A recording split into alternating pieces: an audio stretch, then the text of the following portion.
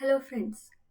तर आपण या व्हिडिओमध्ये क्रियाशरीरचा क्रियाकाल हा चॅप्टर बघणार आहोत. ओके, सो या टॉपिकमध्ये जे काही बघा आपल्याला जे काही व्याधी होतात बरोबर, सो त्यांचे जे स्टेजेस आहेत. ओके, सो ते स्टेजेस इथे सांगितलेले आहेत आयुर्वेदाप्रमाणे. ओके, सो ते आपण बघणार आहोत. सो सर्वात आधी जर चॅनलला नवीन असतात तर सबस्क्राईब करा आणि ज्यांना कोणाला नोट्स पाहिजे असतील क्रियाशरीरच्या किंवा इतर विषयांच्या त्यांनी मला खालील दिलेल्या नंबरवर व्हॉट्सॲपवर मेसेज करायचा. ओके, सॅम्पल नोटसुद्धा टेलिग्राम चॅनलवर अवेलेबल आहे. लिंक ही डिस्क्रिप्शनमध्ये तुम्हाला मिळून जाईल. ठीक आहे, सो बघा आता क्रियाकाल. ओके, यालाच म्हणतात षटक्रियाकाल. आता षट म्हणजे काय तर 6 बरोबर. सो याच्यामध्ये 6 पॉईंट सांगितलेले आहेत क्रियाकालाचे. ओके, ते आपण बघूया एक एक करून.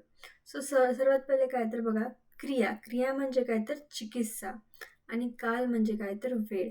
म्हणजे चिकित्सा करण्याची योग्य वेळ ही काय असावी. ओके, प्रत्येक डिसीजचं त्यांच्या स्टेजेसप्रमाणे त्यांची चिकित्सा करावी असं आयुर्वेदाने सांगितलेलं आहे.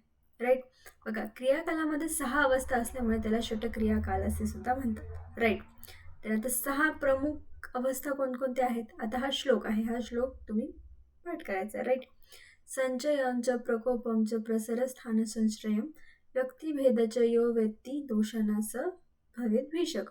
राईट, म्हणजे काय तर संचय, प्रकोप, प्रसर, स्थान, संश्रय, व्यक्ती आणि भेद हे 6 दोषांचे तिथे स्टेजेस असतात. तर या स्टेजेसनुसार तिथे चिकित्साही करायला पाहिजे. ओके, सो सर्वात फर्स्ट बघूया संचय. संचय तिथं नावातच अर्थ आहे की तिथे काहीतरी साठणार आहे. राईट, बघा आपल्या आयुर्वेदामध्ये जे काही डिसीज आहेत तर ते कशापासून निर्माण होतात. दोष, धातू, मल. राईट, सो जर हे कुठेतरी जरी साठले आपल्या शरीरात तर त्यापासून व्याधी उत्पत्ती होते. सो तेच याच्यात दिलेलं आहे. बघा स्वस्थान वृद्धी दोषांना म्हणजे चय म्हणजे काय तर वृद्धी होणे, साठणे. बरोबर, बघा दोषांच्या परमाणूंनी एकत्र येऊन वाढ होणे. राईट, दोषांची स्वस्थानामध्ये वृद्धी होणे. कारण बघा दोष जे असतात तर त्यांचं एक पर्टिक्युलर स्थान असतं, आपल्याला माहिती आहे. आपण शिकलो आहोत वात दोषामध्ये, पित्त दोषामध्ये. राईट, सो त्याचे जे टाईप्स आहेत त्याचे सुद्धा स्थान बघितलेले आहेत. सो त्या स्थानामध्ये ते दोष वाढतील काही कारणामुळे. राईट, मग त्यांचं काय होईल तिथे संचय होऊन जाईल. बरोबर, सो आता संचय अवस्थाचे लक्षणे सांगितलेले आहेत. राईट, बघा आता इथे श्लोक आहे तर तुम्हाला लक्षात करायचं आहे. बघा आता त्याच्यामध्ये काय सांगितलं की वातचा संचय झाल्यावर काय होतं, लक्षण काय दिसतं आपल्याला. सपोज आपल्या बॉडीमध्ये वात संचय होऊ लागलेला आहे तर आपल्याला सर्वात पहिले काय दिसेल, स्तब्ध पूर्ण कोष्ठता. म्हणजे पूर्ण जे कोष्ठ आहे आपलं ते असं स्तब्ध होईल.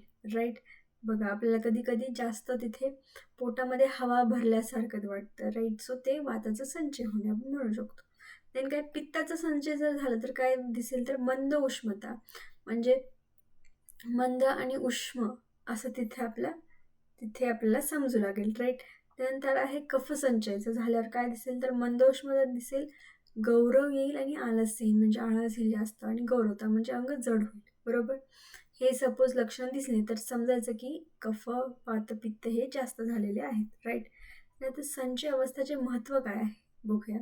तर चिकित्सा करायसाठी सोपं आहे. राईट, कारण बघा जर आधीच त्याचा रूट कॉज जर माहीत झाला, ते सपोज दोष वाढत आहे ते आधीच माहीत झालं तर त्याला आपण लगेच कमी करून लगेच डिसीज हे स्टॉप होऊन जाईल. राईट, वृद्ध दोषाचे बल कमी करते. वृद्ध दोषाचे बल कमी असते. बरोबर, आणि आहार विहार चिकित्सा करता येते. सगळ्यात सिंपल काय चिकित्सा आहार विहारची, ती आपण स्टार्टिंगच्या फेजमध्ये करू शकतो. राईट, देन सेकंड आहे बघा फेज प्रकोप. तर प्रकोप म्हणजे काय तर संचय अवस्थेत जर हेतू सेवन सुरूच राहिले तर दोष स्वस्थानामध्ये व्यापून जातात. म्हणजे काय बघा एक एक्झाम्पल घेऊ आपण. इथे एका बकेटचं एक्झाम्पल आहे. राईट, सो ही बकेट आहे. बरोबर, आता याच्यामध्ये सपोज पाणी येते. राईट, सो त्याच्यामध्ये पाणी पडणार तर हे पाण्याची एवढी लिमिट होती. राईट, सो आता हे जर पाणी इथपर्यंत भरत आहे. राईट, तसेच आपले बॉडीमध्ये दोष वाढत आहेत. राईट, मग त्याचा संचय होतोय म्हणजे जमा होते पाणी. मग प्रकोप म्हणजे काय तर ते त्याच स्थानामध्ये त्यांच्या स्वस्थानामध्ये खूप जास्त डायरेक्ट फुल फुल्ली तिथे ते भरून जाणार आहे ते दोष, राईट. सो तसंच जसं बकेटमध्ये पाणी हे फुल्ली भरून जाईल, त्याचे इथे आपल्याला आयुर्वेदामध्ये तिथे उपमा दिलेली आहे. बकेटमध्ये जेव्हा पाणी फुल भरून जातं तसंच तिथे प्रकोप होतो दोषांचा, राईट. मग आता हे प्रकोपचं काय आहे, याचे 2 टाईप सांगितले, चय प्रकोप, अचय प्रकोप. चय म्हणजे काय तर अपथ्यज प्रकोप आणि अचय म्हणजे पथ्यज प्रकोप, राईट. म्हणजे अपथ्य खाऊन सुद्धा प्रकोप होतो कधी कधी, तर पथ्य खाऊन तर प्रकोप होतोच, राईट. आता याची लक्षणे काय आहे, वाताचा प्रकोप झाल्यावर काय दिसेल तर कोष्ठ तोंड म्हणजे कोष्ठात टोचल्याप्रमाणे वेदना होईल. वातसंचय झाल्यावर काय होईल, आमाशय ग्रहणीत वायूचा संचार होतो, राईट. पित्ताचा प्रकोप झाल्यावर काय होईल, दाह होईल, वेदना होईल, ठीक आहे, शरीरात, आणि अम्लिका होईल, ॲसिडिटी. देन कफ प्रकोप झाल्यावर काय होईल, कफाचा संचय झाल्यावर कफाचा संचय होतो, राईट. आणि क्लेदश्च म्हणजे क्लेदन शरीरात कमी होते, ठीक आहे. हे लक्षात ठेवायचं, हे श्लोक आहे त्याचे लक्षणांचे, ते तुम्ही करू शकता. देन प्रसर. आता बघा आपण बघितलं होतं की बकेटमध्ये पाणी भरलं होतं फुल्ली, राईट. म्हणजे काय झालं होतं, दोषाचा प्रकोप. मग आता प्रसर म्हणजे काय तर ते पाणी बघा जेव्हा एक्सेस होतं तेव्हा ते थोडंसं पाणी बकेटतून बाहेर पडायला लागतं, राईट. सो तसंच तिथे त्याला आपण प्रसर म्हणू शकतो. या अवस्थेत प्रकोपित दोष सर्व शरीरात संचार करू लागतात, म्हणजे ते जे दोष एका लिमिटपर्यंत गेल्यावर ते पूर्ण बॉडीमध्ये पसरायला लागतं, राईट. त्यालाच प्रसर म्हणतात. आता पित्त प्रसर, जर पित्ताचा प्रसर झाला तर काय होईल, ओष म्हणजे विशिष्ट स्थानात दाह होईल, चोष म्हणजे दाह झाल्यावर त्या ठिकाणी ओढल्यासारखे वेदना होईल, धुमायन म्हणजे हात पाय डोके यातून गरम वाफ येईल, ठीक आहे. वात प्रसर झाल्यावर काय होईल, पोट फुगेल, पोटात गुडगुड असा आवाज येईल. कफ प्रसर झाल्यावर काय होईल तर रुची येणार नाही आपल्याला कोणत्याच गोष्टीमध्ये, पचन होणार नाही आपलं व्यवस्थित, आणि अंग गळून जाईल, ठीक आहे. आता फोर्थ आहे स्थान संचय. आपण बघा इथे बघितलं, आता हे दोष बाहेर पडलेत, सर्व शरीरात पसरत आहेत, बरोबर. मग आता शरीरामध्ये वेगवेगळे आपण ऑर्गन्स आहेत आपले, राईट. मग आता हे जे शरीरात पसरणारे जे दोष आहेत, सो ते त्या पर्टिक्युलर किंवा कोणत्याही एका ऑर्गनमध्ये जाऊन तिथे ते ॲक्युम्युलेट होतील, बरोबर. सो त्यालाच म्हणतात स्थान संचय, म्हणजे एका स्थानामध्ये ते जाऊन संश्रित होतात, आश्रित होतात, राईट. सो बघा, प्रसर करत असलेले दोष दुर्बल स्रोतसामध्ये आश्रय होतात, तेथे व्याधी उत्पन्न होण्याची प्रक्रिया सुरू होते, याला व्याधीपूर्व अवस्था, इम्पॉर्टंट आहे, व्याधीपूर्व अवस्था कोणती आहे, स्थानसंशय किंवा अव्यक्त अवस्था सुद्धा म्हणतात, ठीक आहे. याला व्याधीची पूर्वीची अवस्था किंवा अव्यक्त अवस्था असे म्हणतात, ठीक आहे. म्हणजे स्थानसंशय झाल्यावरच व्याधी हा डेफिनेट होणारच आहे तुमचा, ठीक आहे. आता बघा फिफ्थ आहे व्यक्त अवस्था. व्यक्त अवस्थामध्ये तिथे लिहिलेलंच आहे की व्यक्त होतो व्याधी, म्हणजे लगेच आपल्याला समजून जाईल की व्याधी आपल्याला झालाय. या अवस्थेमध्ये व्याधीचे लक्षण दिसून येते, ठीक आहे. व या अवस्थेतून व्याधीचे निष्कर्ष काढू शकतो, आपण डायग्नोसिस करू शकतो व्यक्त अवस्थेमध्ये, ठीक आहे. बघा जर ज्वर झाला एक्झाम्पल, तर अरुची, अंगमर्द, निरुत्साह, कास येईल आपल्याला, राईट.